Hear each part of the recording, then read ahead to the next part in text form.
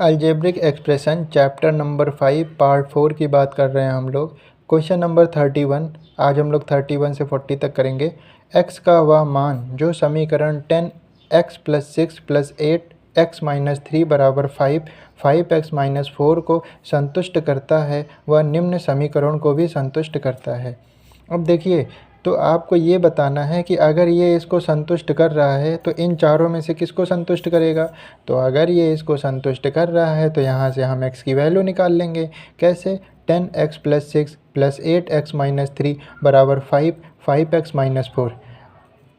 10 दोनों से मल्टीप्लाई होगा क्योंकि ब्रैकेट के बाहर लिखा हुआ है, तो ब्रैकेट के अंदर जितने लोग हैं सबसे मल्टीप्लाई होगा। तो 10 का x से 10x + 10 का 6 से 60 + 8x - 24 = 25x - 20। x वालों को एक साथ कर लिया कि 10x + 8x 18x और 60 - 24 36 दे दिया। 25x - 20 x को, अब देखिए 18x छोटा है, 25x बड़ा है, तो छोटा जो है वो बड़े के पास जाता है, ना कि बड़ा छोटे के पास आता है। तो 18x जाएगा 25x के पास, ना कि 25x आएगा 18x के पास। तो देखिए वही हमने किया, 18x को भेज दिया 25x के पास।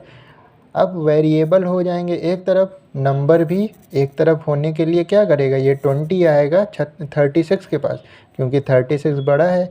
बड़े लोग छोटे के पास नहीं जाएंगे, छोटे लोग बड़े लोगों के पास आएंगे। तो 36 - 20 इधर आया +20 बराबर 25x - 18x। ये प्लस का था ना, इसलिए इधर आया माइनस का 18x। 36 + 20 56, 25x में से 18x गया 7x। तो 5 7 8 जा 56, x की वैल्यू 8 आई। अब हम इसमें x की वैल्यू को रखेंगे और चेक करेंगे कौन है जो जिसका लेफ्ट हैंड साइड और राइट हैंड साइड बराबर आ रहा है। हमने c में जब x की वैल्यू रख दी 8 जहाँ जहाँ x था, तो हमने देखा कि हमारा लेफ्ट हैंड साइड और राइट हैंड साइड इक्वल आ रहा है। तो इन 4 ऑप्शन में से कोई एक ही है जो सेटिस्फाई करेगा, तो वो सी ऑप्शन सेटिस्फाई कर रहा है, तो इसलिए सी हमारा आंसर हो जाएगा।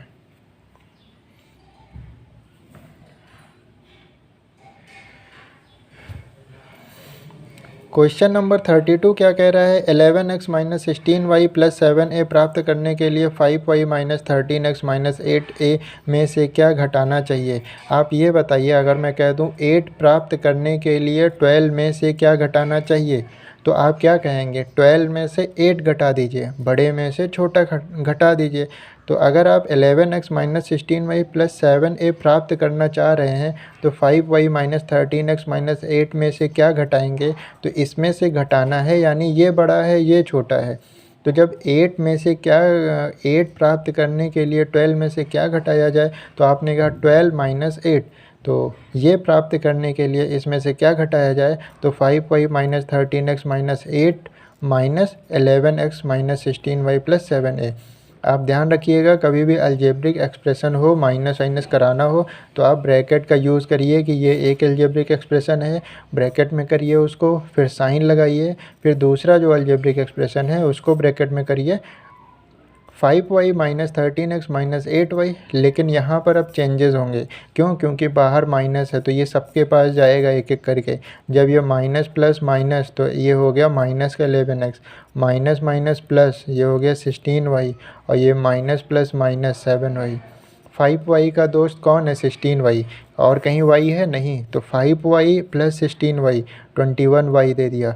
अब देखिए x का दोस्त कौन है? ये, तो -13x - 11x, minus minus plus 13 और 11 कितना? 24x। माइनस का 8a गया अपने दोस्त के पास, यहाँ बैठा है इसका दोस्त, -7a, तो -8a - 7a क्या दे देगा? माइनस का 15a। देख लीजिए कौन सा सही है, बी ऑप्शन इज करेक्ट। बात करते हैं क्वेश्चन नंबर 33। यदि 5 3x + 4 - 8 6x + 7 is equal to 9x - 8 है, तो x² - 2x + 1 का मान क्या होगा। देखिए ये बराबर इसके है, आप सॉल्व करिए इसको, आपको x की वैल्यू पता चल जाएगी। जैसे 5 3x + 4 - 8 6x + 7 is equal to 9x - 8। इनको अंदर मल्टीप्लाई करा दो, इनको अंदर मल्टीप्लाई कर दो, वेरिएबल्स को एक तरफ कर दो, नंबर्स को एक तरफ कर दो, x की वैल्यू आ गई -2/3। यहाँ पे x square minus 2x plus 8 का मान निकालना था, तो यहाँ पे हमने x की वैल्यूज़ को रख दिया, सॉल्व किया, 25/9 आया। C option is correct. Question number 34 की बात करते हैं। ए की वैल्यू दी हुई है, बी की वैल्यू दी हुई है, सी की वैल्यू दी हुई है और पूछा है इसका मान क्या होगा। तो भैया सबका मान पता है, सबके मान को रख दीजिए। जहाँ पे ए है वहाँ पे 1, जहाँ पे बी है वहाँ पे -3, जहाँ पे सी है वहाँ पे -2। आप इसको जब सॉल्व करेंगे, आप सॉल्व करने के बाद देखेंगे 154 आ रहा है। A option is correct. 35 की बात करते हैं। व्यंजक x minus y x square plus x y plus y square plus x plus y x square minus x y plus y square minus x plus y x square minus y square बराबर है। देखिए फॉर्मूले याद रहते हैं तो वो रास्ते में कहीं नज़र आते हैं तो तुरंत पहचान में आ जाते हैं। जैसे हमें पता है, मुझे याद है कि x माइनस वाई का होल क्यूब होता है x cube minus y cube का फॉर्मूला होता है x minus y x square plus x y plus y square, और x cube plus y cube का फॉर्मूला होता है x plus y x square minus x y plus y square. तो ये दोनों फॉर्मूले ही लिखे हुए हैं। तो x minus y x square plus x y plus y square ये फार्मूला लिखा था x cube minus y cube का। तो इतनी सी बड़ी चीज़ को हमने छोटा सा लिख लिया कि x cube minus y cube. X plus y x square minus x y plus y square formula होता है x cube plus y cube का, तो वो लिख दिया। यहाँ पे आइए, ये किसी का फॉर्मूला नहीं होता है तो क्या करना पड़ेगा, मल्टीप्लाई करना पड़ेगा, क्योंकि x plus y multiplied by x square minus y square. तो ये x एक बार इस पूरे से मल्टीप्लाई होगा, फिर y इस पूरे से मल्टीप्लाई होगा। तो x का एक्स स्क्वायर से मल्टीप्लाई एक्स क्यूब, x का माइनस वाई स्क्वायर से multiply minus x y square, उसके बाद y का एक्स स्क्वायर से मल्टीप्लाई तो प्लस वाई एक्स स्क्वायर, और माइनस साइन लगा था माइनस y का वाई स्क्वायर से मल्टीप्लाई तो वाई क्यूब। अब देखिए ये ऐसे ही लिख दिया, लिखा था ऐसे लिख दिया, minus plus minus x cube minus minus plus x y square minus plus minus y x square minus minus plus y cube. देखिए एक्स क्यूब प्लस का था, एक्स क्यूब माइनस का था, कट जाएगा, माइनस का वाई क्यूब प्लस का Y cube cut जाएगा, x cube बचा, ये वाई क्यूब बचा, और फिर बचा प्लस का x y square minus y x square. देखिए x cube plus y cube दोनों के पास क्या है, एक्स वाई, तो एक्स वाई कॉमन ले लिया, तो यहाँ से एक एक्स था बाहर चला गया है, एक वाई था, वो एक वाई बाहर चला गया, एक वाई बच गया, माइनस साइन था लगा दिया, एक वाई था बाहर चला गया, एक एक्स बाहर चला गया, तो दो एक्स थे, एक एक्स बच गया। आप ये देख लीजिए कि इन तीन ऑप्शन में है, तो option number B is correct. बात करते हैं 36 की। इन्होंने कहा कि 21168 इज़ इक्वल टू 2 की पावर a इंटू 3 की पावर b इंटू 7 की पावर c है, जहां a b c प्राकृतिक संख्याएं हैं, नेचुरल नंबर हैं, यानी कि 1 2 3 4 5 6। तो 4a minus 5b plus c का मान क्या होगा। जब इस तरह का क्वेश्चन दिया होता है तो आप इसका एलसीएम ले लीजिए। हमने एलसीएम लिया तो 2 2 2 2 3 3 3 7 7 आया, यानी 2 की पावर 4 लिख दिया, 3 की पावर 3 लिख दिया, 7 की पावर 2 लिख दिया, इधर जो था वो लिख दिया। कंपैरिजन करा लिया, यहाँ बेस 2 है, यहाँ किसके पास बेस 2 है, इसके पास, तो उसकी पावर a है, इसकी पावर 4 है, यानी a बराबर 4 के। यहाँ बेस 3 है, यहाँ बेस 3 है, जब बेस सेम होते हैं तो पावर बराबर होती है, इसीलिए b बराबर 3, 7 की पावर 2 7 की पावर c बेस सेम है, यानी c पावर भी बराबर होगी, तो 7 की पावर 2। a पता है, b पता है, c पता है। 4a माइनस 5b प्लस सी पूछा था, a की जगह पे 4 रख दिया, b की जगह पे 3 रख दिया, c की जगह पे 2 रख दिया, सॉल्व कर लिया, 3 आया। Option number C is correct. Question number 36। इन्होंने कहा बहुपद x cube minus 6x square plus 11x minus c के गुणनखंड हैं। आप इनका गुणनखंड करने से अच्छा है ऑप्शन में से वैल्यू निकाल के इसमें रख दीजिए। अगर ये इसका गुणनखंड होगा तो इसमें वैल्यू रखने पर 0 देगा।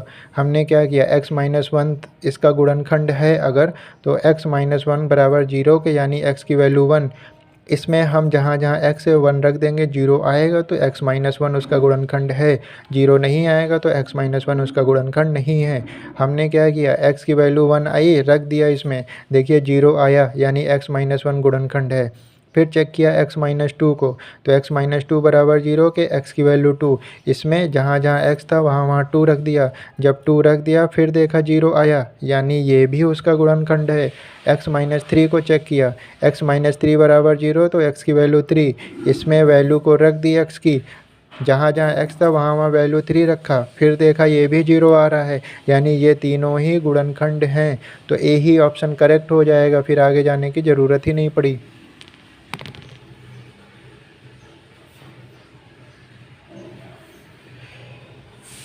क्वेश्चन नंबर 38 क्या कह रहा है, बहुपद a x cube plus b x square plus x minus c का एक गुणनखंड x प्लस टू है, और जब इस बहुपद x माइनस टू से भाग करते हैं तो शेषफल 4 प्राप्त होता है। देखिए क्वेश्चन को समझिए पहले। इन्होंने कहा x प्लस टू गुणनखंड है इसका। अगर x प्लस टू इसका गुणनखंड है तो x प्लस टू बराबर 0 के, x की वैल्यू माइनस टू, इस a x cube plus b x square plus x minus six बराबर 0 में जहाँ जहाँ x है वहाँ वहाँ माइनस टू रख देंगे। तो a माइनस टू का cube plus b minus two का square plus minus two minus six, इसको हमने सॉल्व किया, एक इक्वेशन बन के आ गई माइनस 8a प्लस 4b बराबर 8।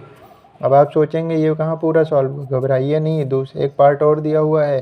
कह रहा है बहुपद x माइनस टू से भाग करते हैं तो शेष 4 बचता है। x माइनस टू से भाग करने पे शेषफल 4 बच रहा है, तो x माइनस टू बराबर 0, x बराबर 2। हमने बताया था जब कहे इससे भाग करते हैं तो उसको 0 के बराबर रख दो। तो x माइनस टू से ये भाग कर रहे थे, हमने लिख दिया x माइनस टू बराबर 0, तो x बराबर किसके, 2 के। आ जाइए यहाँ पे, इसी को तो भाग दे रहे थे ये। तो a x cube plus b x square plus x minus six बराबर हमने 4 के रखा है। जब शेषफल कुछ बचता है तो वही वो बराबर में हो जाता है, और जब कुछ नहीं बचता है तो वही बराबर में 0 हो जाता है। तो यहाँ पे शेषफल 4 बच रहा था, तो बराबर 4 के। जहाँ जहाँ x था वहाँ वहाँ वैल्यू 2 रख दी। जब वैल्यू 2 रख दी, यहाँ पे भी एक इक्वेशन बन के आ गई, 8a प्लस 4b बराबर 8। देखिए एक इक्वेशन यहाँ बनी थी, एक इक्वेशन यहाँ बनी थी, तो दो इक्वेशन बनी रहती है तो कैसे सॉल्व करते हैं, ये आना चाहिए।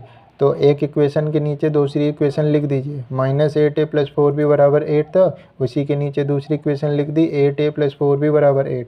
ये प्लस का था माइनस का था, कट गया। 4b क्या दे दिया, 8b बराबर 16 के। b की वैल्यू 2 आ गई, चाहे यहाँ पर b की वैल्यू रख दीजिए चाहे यहाँ पर, a की वैल्यू पता चल जाएगी। हमारा मन यहाँ किया, हमने यहाँ रख दिया माइनस 8a प्लस 4b बराबर 8 के। ए पता नहीं था, बी पता था, बी 2 पता चला है, तो बी की जगह बी रख दिया। सॉल्व किया तो ए की वैल्यू 0 आ गई। Option number A is correct.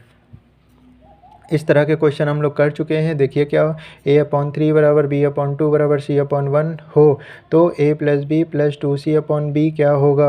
हमने कहा था जब 2-3 बार बराबर साइन लगे रहे रख दो बराबर किसके, के। तो a/3 बराबर b/2 बराबर c/1 बराबर के। तो a/3 बराबर के, तो a की वैल्यू 3 के, b/2 बराबर के, तो b की वैल्यू 2 के, c की वैल्यू c/1 बराबर के, तो c की वैल्यू के। अब a पता है, b पता है, 2c पता है, b पता है, सबकी वैल्यू रख दी। a की वैल्यू 3 के, b की वैल्यू 2 के, और 2c की वैल्यू वो 2 और c की वैल्यू के, b की वैल्यू 2 के। 3 2 5 2 7 7 के, और वो नीचे 2 के से के कट गया, 7/2, 7/2 का मतलब 3.5।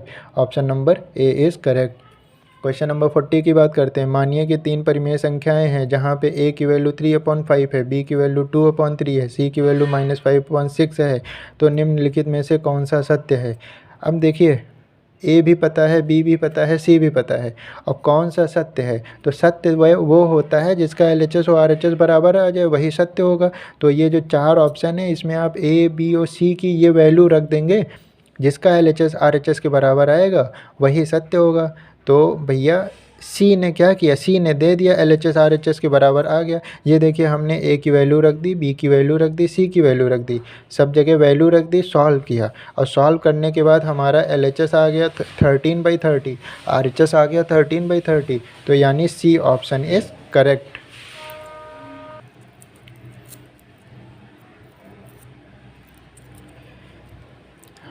जैसा कि हमने बताया था आपको कि साइंस में पहले चैप्टर में मैक्सिमम चीज़ें याद करने वाली थी, तो रोज़ थोड़ा थोड़ा हम याद करवाते जा रहे हैं।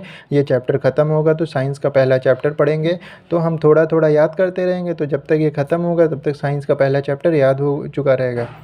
एक वर्ड आया था चैप्टर नंबर 1 में कि कैलोलॉजी। जब आप कैलो का मतलब आप सर्च करेंगे तो उसका मतलब होता है ब्यूटीफुल, तो लॉजी का मतलब अध्ययन करना, तो कैलोलॉजी क्या हो जाएगा, सुंदरता का अध्ययन करना। तो किसकी सुंदरता का अध्ययन करना कैलोलॉजी कहलाता है, मानव सौंदर्य का अध्ययन करना, वो कैलोलॉजी कहलाता है। ट्रोफोलॉजी, ट्रोफो का मतलब पता चल जाए तो अभी ये वर्ड आपको समझ में आ जाएगा। ट्रोफो का मतलब होता है नरिशमेंट, नरिश यानी कि पोषण से संबंधित, शरीर को पोषक तत्व चाहिए तो नरिशमेंट का मतलब क्या होता है, पोषक। तो अगर ट्रोफो का मतलब है पोषक तो लॉजी का मतलब अध्ययन, तो पोषण का अध्ययन करना क्या होता है, ट्रोफोलॉजी। डर्मेटोलॉजी, हो गई स्किन में प्रॉब्लम, तुरंत जाते हैं डर्मेटोलॉजिस्ट के पास, तो वो डर्मेटो क्या है, स्किन, और लॉगी का मतलब अध्ययन, तो डर्मेटोलॉगी क्या हो जाएगा, त्वचा का अध्ययन। ओडोंटोलॉजी, दांत में दिक्कत आती है तो किसके पास जाते हैं, हाँ हम लोग बात कर रहे थे ओडोंटोलॉजी। देखिए ओडोंटो का मतलब पता चल जाए तो लॉजी से इसका मतलब हम निकाल लेंगे। ओडोंटोलॉजिस्ट के पास हम कब जाते हैं, जब दांतों में हो जाती है दिक्कत। तो ओडोंटोलॉजी का मतलब, ओडोंटो का मतलब क्या हो गया, टीथ, तो ओडोंटोलॉजी क्या हो जाएगा, दांतों का अध्ययन।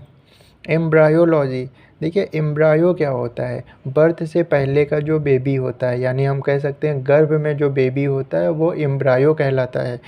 तो गर्भ में जो बेबी है उसका अध्ययन वो क्या कहलाएगा, एम्ब्रायोलॉजी। देखिए एम्ब्रायो का मतलब बेबी बिफोर बर्थ, तो एम्ब्रायोलॉजी क्या हो जाएगा, गर्भ में पल रहे बच्चे का अध्ययन।